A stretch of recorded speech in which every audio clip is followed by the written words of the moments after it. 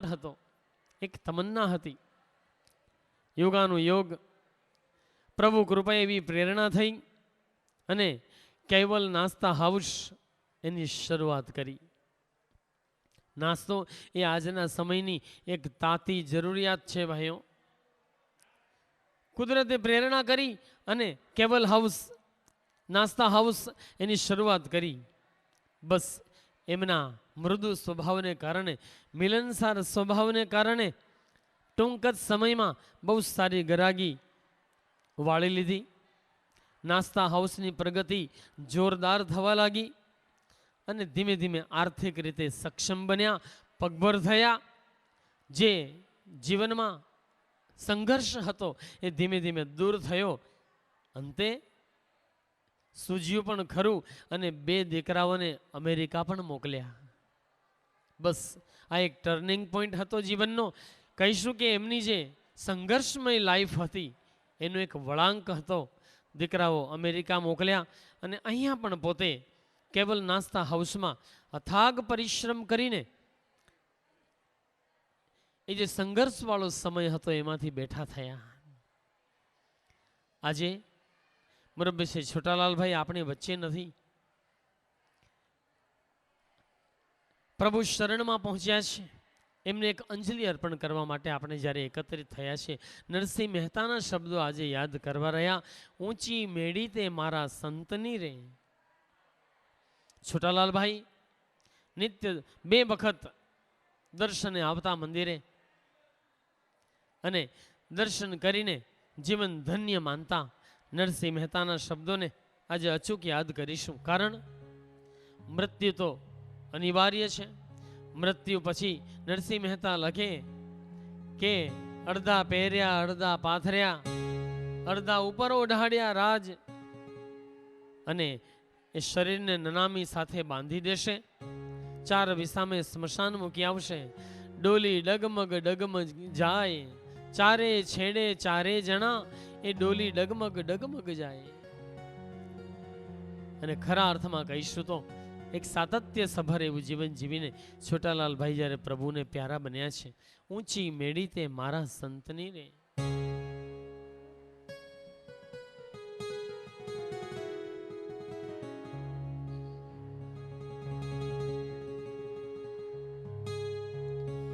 ઊંચી મેળી તે મારા સંતની રે, મેં તો માણી ન જાણી રામ હો રામ. ઊંચી મેળી તે મારા સંતની રે, મેં તો માણી ન જાણી રામ હો રાજ. ઊંચી મેળી તે મારા સંતની રે.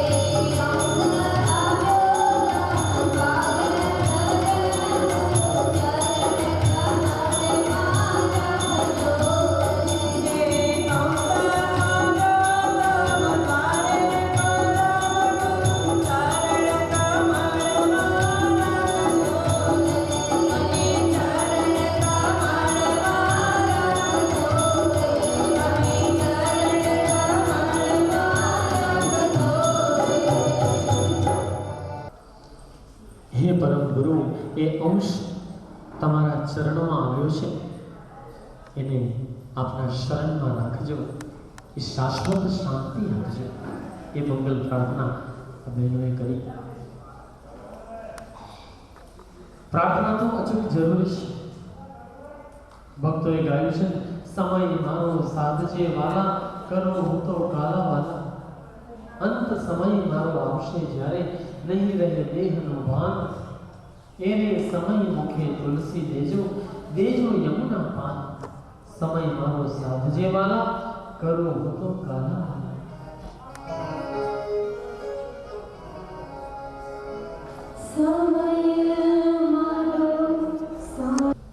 કૈવલધામ વાસી થયેલ છે.